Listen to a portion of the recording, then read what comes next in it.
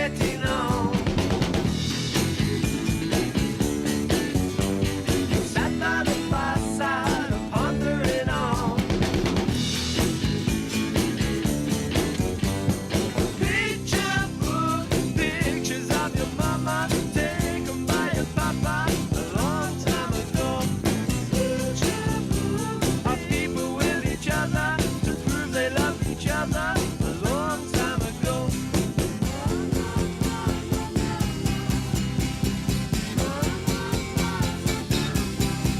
Picture book, picture book.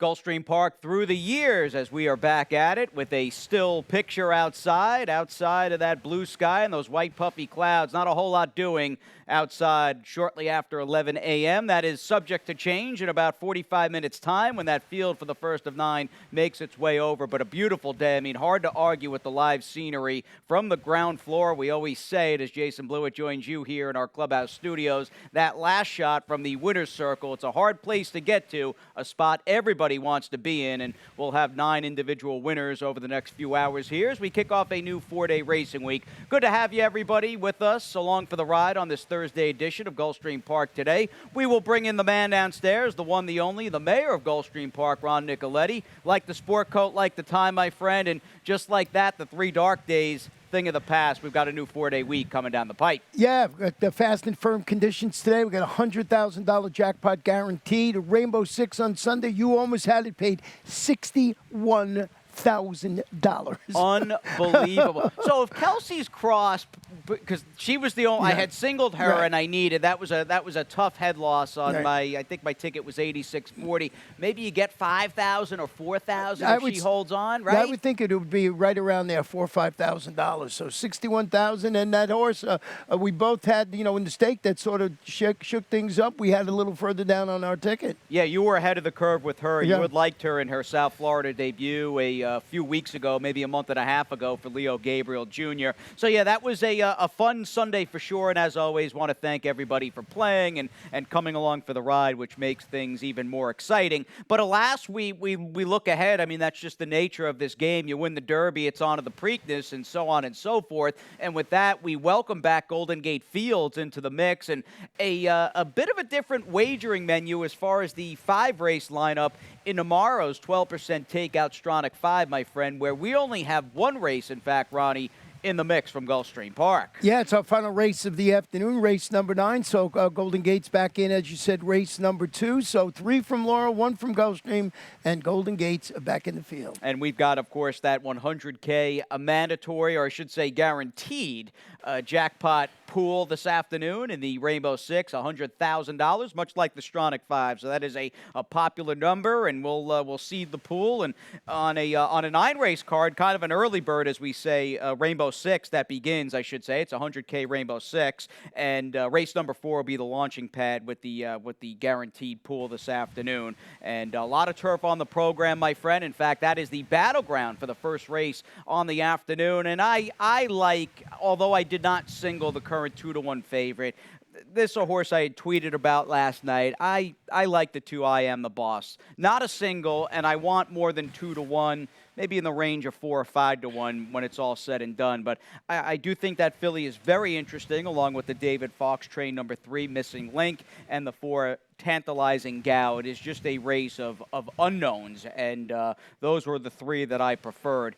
I've got another 3-horse spread in the second race, which I think first and foremost is about that rematch between Top Boss and Bastien LeBrown as they knock heads off a July 19th race we're going to take a look at. I am all Georgie Delgado in the third, as he has bookends in that field with the 1 Town Policy and the number 8 Florida Cotton. A 2-horse spread for me. In fact, the same 1-8 in the fourth race, a field in which everybody's got to go 1 turn mile, which I think is the biggest factor going in terms of just pre-race discussion. And wrapping it up, I need the 4 Aerodynamic, Ronnie, to just run her usual good race for trainer Amador Sanchez. I like that field she's coming out of, won by Senseless Drama, who's been better than ever off a trainer change to Carlos David. And again, I singled Aerodynamic in the 5th, and I've also got her in the late pick 5 as my building block single. So I need her, and I'm wondering, do you like her in the 5th race? Did you take her on top? Yeah, I have her right on Good. top. So, yeah, definitely really like her this afternoon. Now, we took different horses, but I think we're in certainly the same zip code and ballpark to start the new week here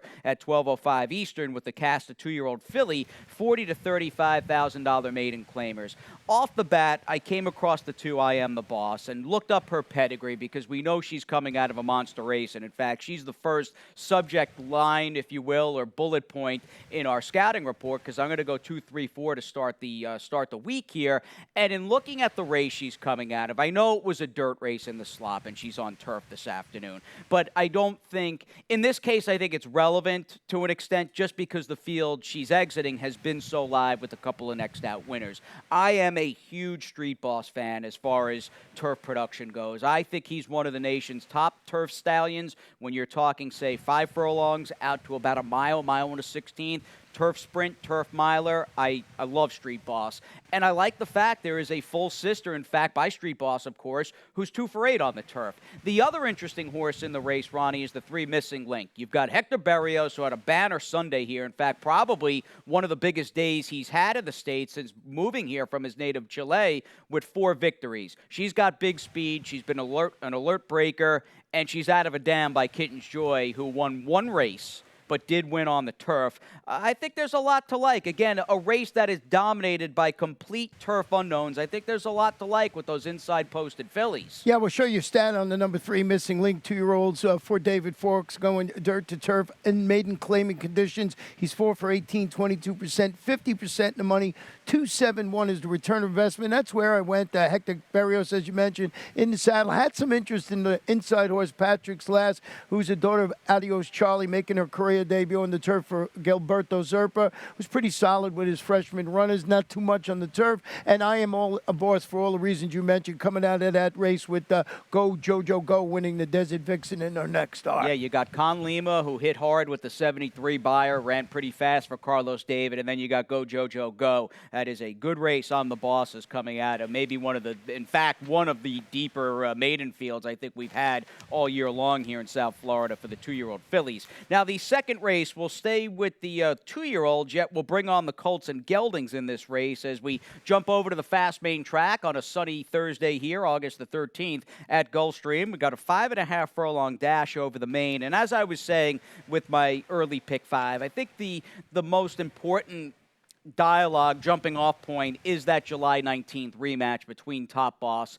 and the outside horse in Bastien LeBrown. And we're going to take a couple of different looks at that race, beginning with the start, where for the 3 Bastien LeBrown, this horse was off steady between and was just off at a tangle and very awkwardly, and clearly she lost a lot of momentum and just overall ground. That was not an issue with the 1 Top Boss, who from the rail broke like a seasoned older horse and sped off. Now, Bastien LeBrown will eventually clunk up and finish with a little bit of interest, but there's no denying the fact that the 1 Top Boss ran the best race outside of the winner. My one, I guess, issue is Bastien LeBrown starts to angle out, and again, this was just her first start, so she's taken to improve. But again, Ronnie, I think just looking at this 100% effort from the gate to the finish line out of Top Boss, he's just quite simply the horse to beat in this race for Kathleen O'Connell because his last 2 have been so strong.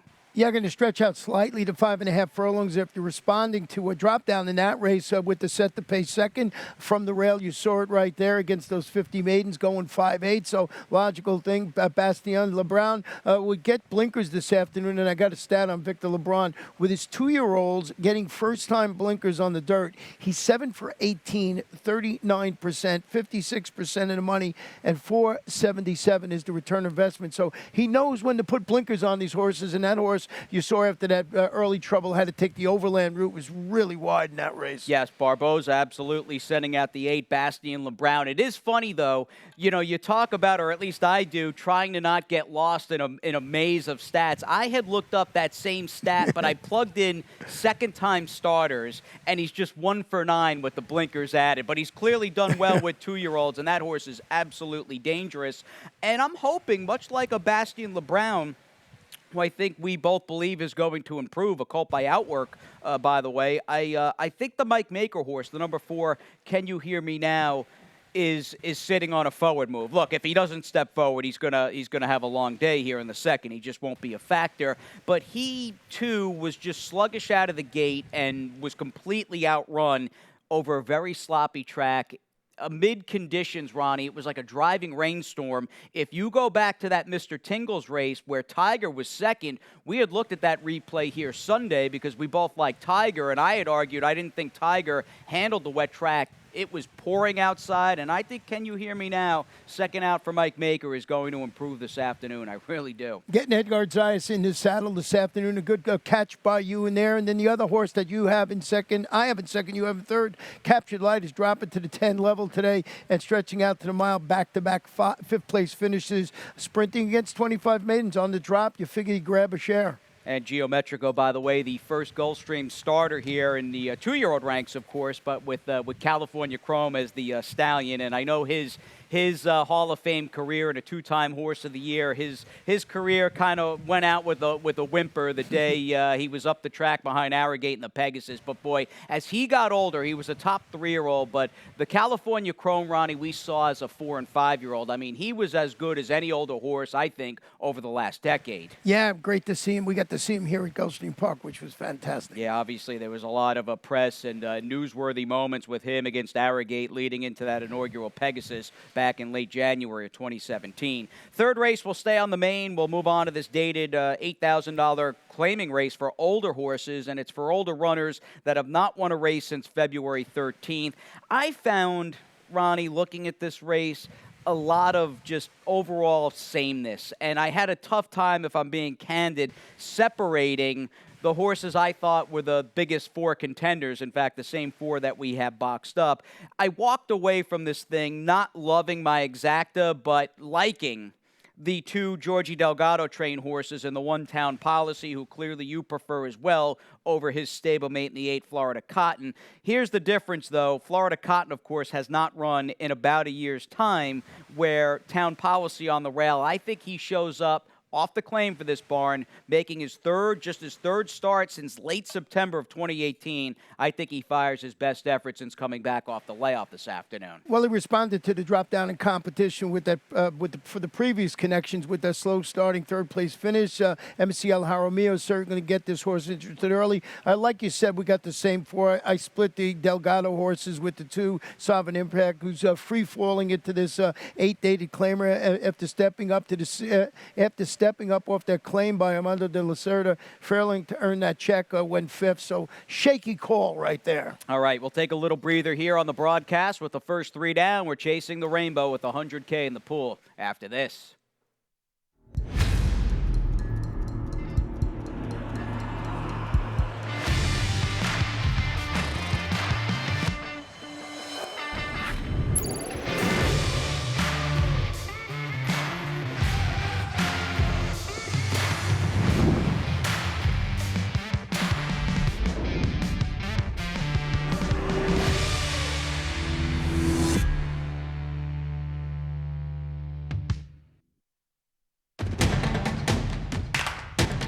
And they're off.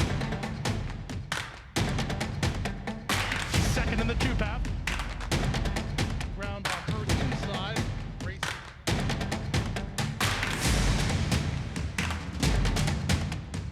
A quarter of a mile to go, and he's 6 on top.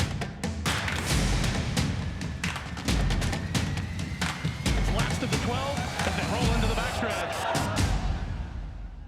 Looks like a great day for thoroughbred racing here at Gulfstream as we kick off a new 4-day racing week on this Thursday, August the 13th. Sun is shining, the main is fast, the turf is firm, and we welcome everybody back following a mandatory payout in Sunday's Rainbow Six that paid what, Ronnie, about 60 G's? 61,000 plus. We didn't remember until I saw it again this morning, and I said, oh, that's right, it paid 61,000, and Jason just missed it. Just missed it. Tough game, but again, undeterred, we are back in the mix, and sure enough, my friend, on this Fast and Firm Thursday. You're going to take the old college try here. How's the ticket looking? 43.20 for me with the $100,000 jackpot guarantee. 3 deep in here, New York Commanders, who I like on top, with Dureska and Captured Light. And then in race number 5, you mentioned the 4 Aerodynamic I have on top of my ticket, but I also use Mille Fiore on my ticket just to save in there, but I do like your single in there. And then race number 6, a London Werewolf, Decology, and Hero Tiger. Right back with 3 in race number 7 with Colonel's Daughter. That's my little bit of a long shot today. 8-1 on the line, a 5-time winner on the turf. Hop on the Bus, Gus is the one to beat. Lily's Heat.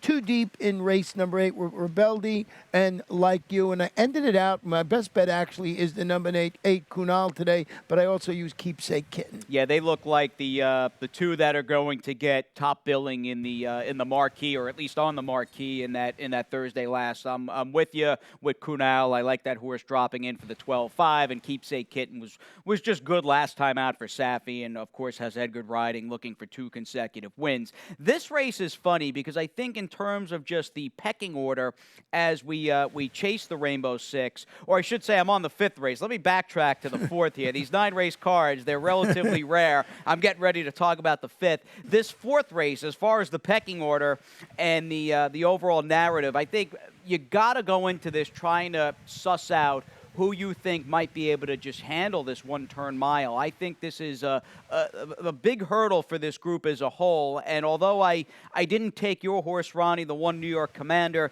fact that she's by commissioner and her 1-mile race, in context of this field, 2 back on the dirt, wasn't a bad effort. I might, in a way, view her as slightly the filly to beat and maybe the favorite to just get the distance. Yeah, she's going to try the 1-turn mile, as you mentioned, on the dirt. Again, after chasing the pace and tiring to finish 5th against those 12-5 maidens. That was going that 2-turn mile on the turf.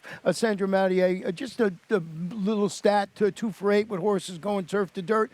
Just thought it's a hard race to figure out. I used Dureska in second, who's wheeling back. Showed marked improvement last time out with the addition of blinkers when she rallied to finish second. Oh, she was only 65-1 last time out for Kathy Roundtree, Lionel So Reyes. was that a fluke? That's the dilemma I ran into her, looking at that crazy race she ran and the fact that she was a gazillion to 1. How do you proceed with her this afternoon where she's just going to be a far shorter price? Well, you look for a reason, first of all, and the reason was the blinkers. So I thought maybe that was the answer all along. That's She a good just point. needed the blinkers in there. And Captured Light, drop it to the 10 level, stretching out. Angel Arroyo in the saddle today for them. I think there's an illogical 3 in there. Definitely. I mean, in the case of the 8 Captured Light, unequivocally, she is coming out of the deepest fields, the toughest fields. And all things considered, I didn't think her effort last time at a much higher level, going a pretty demanding 7 furlongs, was that bad of an effort. And I'll keep my fingers crossed that from a competition standpoint and being well posted, that she just can outfinish this field, going what will be a pretty demanding 8 furlongs for that entire cast. Now, the late pick 5, which isn't so late this afternoon, begins in the 5th race, a 2-lifetime 3-and-up filly mare claimer. Already had teased the fact, looking at the early sequence, that I like Aerodynamic and need her to run as well as she did last time out. And if she does, I think she's a likely winner as the favorite for Amador Sanchez and Edgard in that first leg. Used a couple in the 6th race this afternoon, and that race is absolutely centered upon Decology and how you feel about him returning off a career best effort when he just, again, relative to the competition, ran a hole in the wind. I don't fully trust him, and I'm hoping the 3 at the pearly gates just needs a dry track, and I'll expound upon that opinion in just a few seconds. I did not use Ronnie's long shot, but that is a good fool-around race. In fact, I don't know what price my horse is, the 7 Sassy Justice, but I do prefer her in that 7th race, as she is not one of the usual suspects in a race. There's just a lot of, like, subset rematches and bold black company line type on display there. Number of familiar horses in the 7th. I've got a 3x3, including the same 2 of 3 that Ronnie had used in the last with Kunal and the number 3 Keepsake Kitten. I also included the 11 horse in that spot, who I thought might be able to bridge the gap on Safi's horse, but more on that in just a few seconds. Let's talk about Aerodynamic, Ronnie, and for me, and we'll go back to her last start, there isn't a ton to look at other than for the level. This was just a good effort in a race. She had a very good trip and got a good ride for Amador beneath Edgar Zayas. I like the fact that the horse that beat her, Senseless Drama, had everything her own way on the lead, so everybody else was up against it, and Aerodynamic finished a hard-charging second. There's that. And I like that Senseless Drama has since come back to run second in that what I think is a highly regarded Mo of the West allowance field, and that was something I had brought up late here Sunday afternoon. Aerodynamics, the obvious filly to beat. It's interesting, though, Ronnie, because the two Millefiore, who's the other main player on paper, I just find it interesting. They're the two former stablemates because they were both trained by Todd Pletcher at the same time. And since both fillies, it's not like one's Todd and one's somebody else. They have both changed hands. And Millefiore, meanwhile, is going off the claim for Jose Gallegos. Yeah, and Aerodynamic, just the claiming ticket sliced in half after rallying to finish second, as you saw. That was 25, two lifetime claimers. Millefiore going to change barn, go to the Jose Gallegos barn after the claim. Prompted the pace, finished third last time. Again, similar, going a mile into 16th. That was while in Todd's barn. Angel Arroyo is going to ride. Edgar's going to stick with Aerodynamic, and logically so up there. And then the horse you have in second, I have in third. A little bit dangerous. Can certainly live up to her name in this spot when the 6-year-old mare stretches out to the mile into 16th. Finished that workman-like third against similar competition.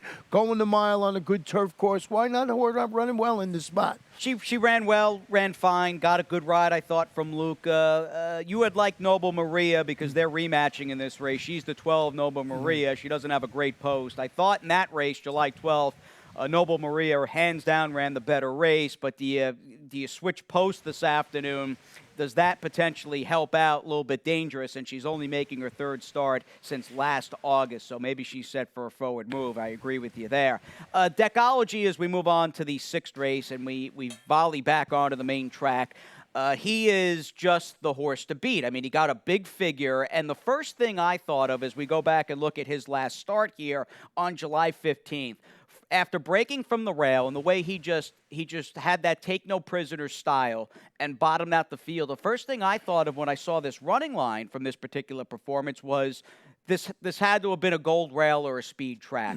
And I don't know about the gold rail part, but in looking at what transpired here on the main track on July 15th, it seemed to be a day where front runners and outside pressers, horses tracking in second before taking over, they dominated the action on the dirt. And I'm not knocking the effort per se with the two Deckology. It just the fact that he was one of four winners that either set the pace or sat second before taking over on the dirt on that particular afternoon. I'm wondering if that was an effort that was a little aided from a track that was very friendly back on July 15th in terms of early speed. Yeah, at this level, that was 2 lifetime, stepping up to 3 lifetime. We'll see if that horse can do it again. I'm not that convinced. That's why the horse is in second. I did go with London Werewolf, who's going to the Marcial Navarro barn after the claim and turning back to 6 furlongs today. Run well at this distance in the past, so I looked up a stat on Marcial Navarro. First after the claim. Now, these are low-level claimers on the dirt. He's 9 for 30, 30%, 57% in the money, and $1.80 is the return of investment. And I'm not sold on Deckology, so I looked somewhere else, and I used London Werewolf on top of my ticket. I'm sure that's why you went with the 3-horse in this race, too. Who's got speed, and I think when push comes to shove, the number 3 at the pearly gates might be a little faster than Deckology, and I'd love to see Angel Arroyo not waste time and see what Amisael's doing and just try to get the lead over Deckology. I know at knee-jerk reaction with this gelding by point of entry, his form is pretty poor. I mean, he's basically been outrun in 3 consecutive races. 2 of them look ugly on paper. He just, to me, in hindsight, though, and this will be a pivotal race because his 3 dry track races from late January through mid-March, good figures, sharp performances, and just overall good form. Is he over the top? Does he need a layoff? I'm willing to give him one more chance today. I think he's back in the right element this afternoon against a field where he fits, and the fact that he's just getting a dry, fast track. Yeah, maybe he just wakes up, and that's why it's a wide-open affair, so you can understand me. Both of us looking for something besides Deckology. Let's turn the page. We'll move on to the 7th, and if you recall my late pick 5, I just had mentioned there's a number of different rematches going on here, and a lot of bold black type in the company lines. And Just as far as setting the race up, I think the most important horse is the 6-year-old mare in the 5, Hop on the Bus Gus, who's going out for Mike Maker, and we'll venture back to her last start on July 1st, and she'll be knocking heads with Yako. She's the gray horse, always seems to run a good race, may not win every time, but is very consistent and tends to show up with a good showing and a good outing. I did like the effort out of Hop on the Bus Gus. Ronnie, I think this field as a whole is a little deeper and a little tougher than this particular race that we're looking at. But with her having to just grind and plod away with that 4-wide outside run and advance on the far turn, this was not a victory that was just handed to her as the 2-1 favorite for Mike Maker and Edgar Zayas. She had to work hard, and she earned every inch of this victory. She's just, I think, the filly to beat, or mare to beat in this case, coming back and knocking heads with the gray Yako. I agree. Just the horses she was facing, I just think she's the one to beat. But I did try and do that with my long shot today, and that's Colonel's Daughter, who's a 5-time winner on the turf. Was going back to the grass and looking to make amends today after finishing second, was disqualified in that race and placed 6th, and the race moved from the lawn to a mile on the wet track. It's Juanavilla. Lionel Reyes handling the surface switch. I just thought maybe this horse could come back. Ran okay. Of course, didn't keep a straight course and got, taken down to 6th. But I think Colonel's Daughter is the one to maybe spring an upset, but I'm in agreement that Hop on the Bus Gus is the one to beat. And that was, by the way, Colonel's Daughter, the race you just referenced, where she was DQ'd. Joseph Trejos, people have asked me where he is. Because it seemed like he just vanished into thin air. Got a 12-day suspension, I think, for that ride on July 23rd, and DM'd him yesterday on Twitter, and he'll be back here next week on the 20th. So he's hungry to ride again. So if you're wondering where Joseph Trejos went, he's in jail right now. Stewards gave him a little bit of a timeout, and he'll be back with us next Thursday afternoon. The 7 Sassy Justice I picked in this race is more of a new face filly, where I don't care about her last start. She's not a dirt horse. And I think prior to that off-the-turf race, her turf form against fields that were a little tougher than this one, running in those 40K starters, I think she handled herself pretty well here in mid-March or late February through the end of June. And I like her this afternoon for Cheryl Weinbaugh. What do you do with the 8 Lilies Heat? I mean, who ran like a flame... she was a literal flamethrower last time, opened up this daylight lead, basically drifted to the outside rail. Was that a fluky effort out of her, or does she come back and grab the bull by the horns again? Yeah, speed has just been so good in the turf course, and, made it even more impressive last time out. She did it from that tough outside post 11, which we mentioned ad nauseum how many times horses out there have a tough time to win. So Lily's Heat, I put on my ticket. I don't know what to expect. If its speed is good on this turf course today, I think you use this horse a little further up on your Rainbow 6 or your late pick 5. As we turn our attention to the 8th, and we got to get Pete on shortly with the scratches and changes, so we'll hammer out a couple of quick replays. And I think first and foremost, although this is not the last out effort of the number 5 Like You, he's just a deserving favorite in this race. Not a clear, heavy favorite, but I think overall he's back with his buddies. And what I mean by that, this was the last race of his on June 7th against 3-year-old restricted competition. And he ran well that day. He got the 1-mile distance, and he might be a little bit better on a dry track. He's also knocking heads with the number 5 on this particular afternoon, and Tons of Gold, who might not be as talented as Like You, or certainly hasn't won as many races, but I think both these horses in general, Ronnie, are a good fit here in a race that I just don't know how much wiggle room there is in terms of just maybe 3, 4, 5 horses. I found a lot of parity throughout this upcoming 8th race field. Who do you like? I went with the 7 Rebelde, who's dropping to the 50 level today. Again, after dueling throughout, finishing second, that was going a mile against those 75 optional types for Terry Pompey. Santiago Gonzalez handling the outside draw. The 5 Like You for all the reasons you just show. And then the horse you have on top, I have a 3rd, Avant Garde, who's stepping up the competition, been in good form. Yeah, his race last time was sharp, and we'll show it quickly here right off the quarter pole. Back on July the 23rd. I think this field is better and I picked this horse, and the more I thought about it, I said, you know, I don't know if Bahamian Prince, who he trounced here and rolled right by at this point, that horse is probably distance challenge going 7 on the dirt. But it's hard to argue just with how good this gelding by Tonalist has been on the dirt. I mean, he's got certainly a classic pedigree, Tonalist, a Fleet Alex, and he's really come to hand on the dirt. And I'm going to ride the hot horse here, looking for 3 consecutive wins, although this is absolutely a bump up in class, and I do respect your Rebelde, who just seems to fire a good race every time for Terry Pompey. Now, is this last race potentially, it's going to be bet. You're going to have 2 horses that are going to be, I think, separate from the others in terms of just win odds in the form of the 3 Keepsake Kitten, and our top pick, the number 8 Kunal. Respect both. I tried to squeeze the 11 Verdict is in for Bob the Bone in there, hoping he might be able to turn the tables on Keepsake Kitten. But I love the intention here with the 8 Kunal, with Louis Russell going, you know, maybe 25s and stuff like that. Little too, or 35s last time out. Little too tough for this horse. Let's just put him in a spot where he can bring his A game and hopefully get the win. Well, that was my thought process. I think the fairground shipper responded perfectly in the nightcap. This Keepsake Kitten, try and make it 2 in a row for Safi Joseph Jr., Edgar Zayas, and Verdict in, breaking from that outside today, had early trouble in its last race for Bobby DeBona. The post, I got to see somebody win from out there. Got him on the ticket, absolutely. All right, 8-3-11 for Ronnie. I'm going to go 8-11-3, and we are going to agree here. We're going right up to Pete for those scratches and changes for this Fast and Firm Thursday.